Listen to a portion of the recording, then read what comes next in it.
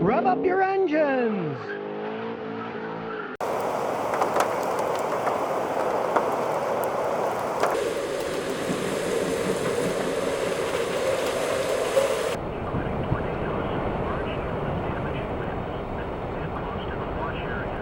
You ever wonder what people chase tornadoes in? Well, my friend Hank, who's the #1 tornado chaser on YouTube, he uses Toyotas.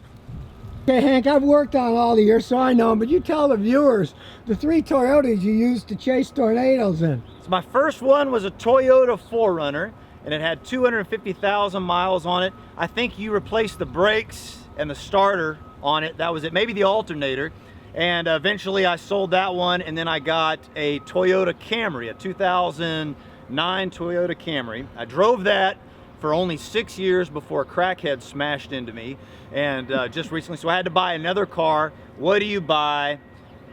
I'm not about to leave Toyota, man. I've had no problems with them. I got the Toyota the RAV4 this time. Now you might be surprised by him just using Toyotas to chase stuff and not being in some kind of an armored tank, but hey, he admits most of the time is spent chasing them down the highway, trying to get a good shot close enough to the tornadoes. They don't spend that much time actually being pummeled by tornadoes. They try to find the things. Okay, look, it looks like something I do. He's got clamps holding stuff together.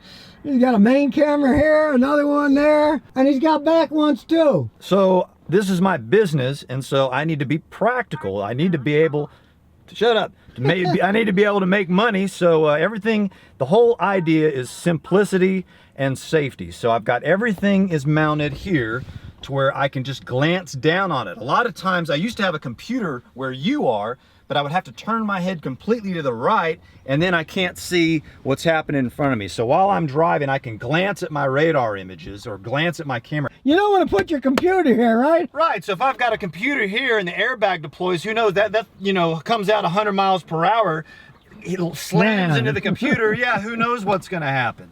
You can watch the satellite images. Tell me about your little map device.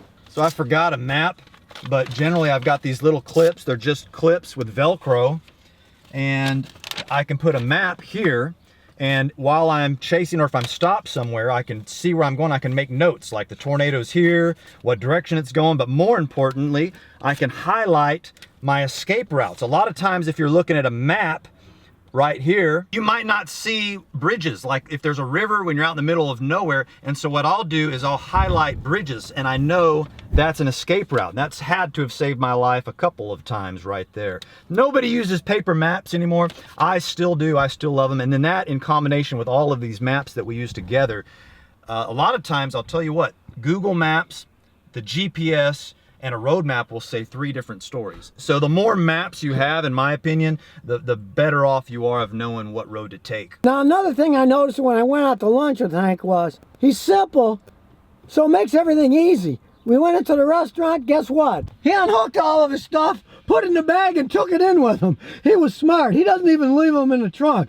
You bring that stuff with you, because if you're chasing stuff with equipment and you go in for lunch and come back, the window may be broken and it will all be gone. I don't ever leave anything in my car. I always bring it with me. And so this whole system is based on, everything's kind of rigged with Velcro. It pops out, it goes in my bag. Generally where you're sitting, I've got a camera with I've got tens of thousands of dollars worth of computers and cameras where you're sitting for editing later on. And I've got 7 or 8 different cameras that do something different. So all of that all goes in bags. It all comes out into the hotel with me. So basically Hank went from a bigger 4Runner to a smaller Camry to an even smaller RAV4. So it doesn't mean you have to have some giant thing to chase after tornadoes.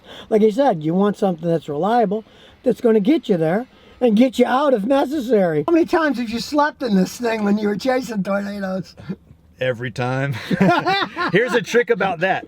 So if you need to sleep in your car, if you can't lay down in the back altogether, you lean your seat back like this. But the trick is to park on an incline. So if you're at a rest area, look for a place where there's an incline. So when you park like that, that way when you lean back, you're laid back, and you're going to be so tired. Trust me, you're not going to have any problem falling asleep, and you're going to save 70 bucks. But what about an even smaller vehicle like a Prius? It would be nice to have an even more economic car like a Prius. The problem with them is they're so light, you can't even drive in 30-mile-an-hour crosswinds. It's blowing you off the road. I've rented them a couple times, and I thought, wow, this thing got 45 miles to the gallon back in 2008 when the gas prices were sky high. But you can't chase in them very efficiently, man, because they're just too light. So another thing I like about this car is it's boring. Everybody has one, so I'm not making a spectacle of myself on the road, so I can storm chase. You know, if I'm driving a really amazing vehicle with all sorts of stuff on it and it says tornado on the side of the car,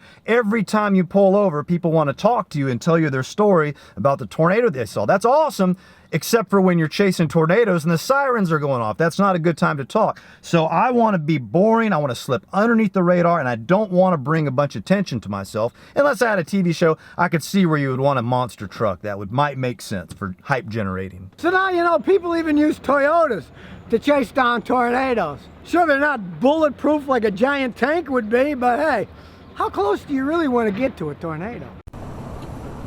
So if you never want to miss another one of my new car repair videos, remember to ring that bell.